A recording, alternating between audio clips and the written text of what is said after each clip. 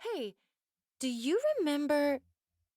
Meche looked at the little kid juggling balls while the traffic light glowed crimson. The yellow and red balls flew up and down in the air. He took a bow, then walked by the cars, cap in hand. Meche rolled down the window and gave him a bill. Jimena frowned. You shouldn't do that, Jimena told her. What? Give money to the street kids. She shouldn't be in Mexico City either, breathing the sticky gray air of the city and filling her lungs with pollution. But she was. Jimena took out a pack of cigarettes, pulled one out, and lit it. Meche disliked smoke and smokers. They reminded her of her father. It had never mattered that he made his living through his voice and that cigarettes would, one day ruin it. He never quit. He chain-smoked, and he even did it inside the radio studio, even though it was forbidden. Do you want one? No, Meche said sternly. She rolled the window down. It wasn't any better with the window rolled down, but it was a symbolic gesture. She pulled out her music player and picked a playlist, pressing the earbuds into place. I'm going to close my eyes, she told Jimena. She did, and pumped the volume up, listening to Nina Simone. Don't let me be misunderstood. The Animals covered it, and Santa Esmeralda made it famous, but Nina sang it like it was nobody's business. Powerful blues, and a voice that just punched you in the gut. She let Nina sing to her, watching the city fly by. The old neighborhood began revealing itself. Buildings had come down. The pharmacy had been replaced by condos. The bakery was gone. In its place, a bank. The park seemed intact, still shitty and desolate, with its concrete benches and its sad trees. The teenagers used to make out there, by the bushes, but not Meche.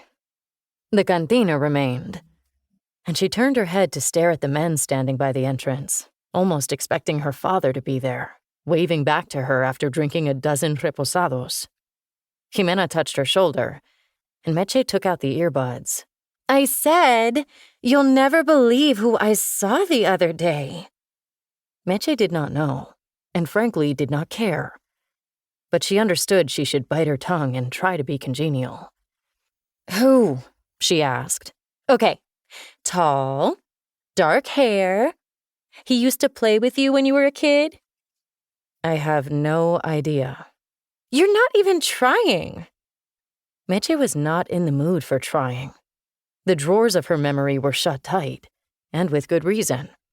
She had hated the neighborhood, and everyone living in it. If she'd had a can of gasoline when she was about 15, she would have organized the biggest bonfire and laughed like Nero while it burned. She had promised herself nothing would drag her back to that ugly web of streets and peeling paint, stray dogs and factory workers leaning against the walls of the corner store, back to the circle of hell from which she had escaped. I'll give you another clue, Jimena said. He used to draw on his shoes with markers. Meche had grown to become a person of a certain composure. Things took place inside her head and heart, but she did not let people take a peek, preferring to show them only the smallest ripples of herself. Jimena's words, however, had the capacity to make her forget about her cool exterior, and she turned her head whip-quick, staring at Jimena with wide eyes. Sebastian? That's the one, Jimena said, chuckling. I figured he moved. God. She didn't want to see him again. If he was living with his mother, she would probably run into him. He did, but his mom's been sick, and he's come back. Been looking over her. She still lives in the area?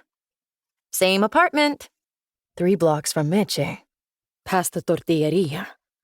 4th floor. Blue curtains with sunflowers. Knock 3 times. That was the code. He has a fancy car. He got hot, Jimena said. Meche laughed. No, really. He was such a dweeb. Who would have thought? He had never been ugly, but Jimena wouldn't have noticed back then. His skin had been too dark, his hair too black for Jimena to fancy him. Like all the girls in the neighborhood, Meche included, Jimena would have gone for the blonde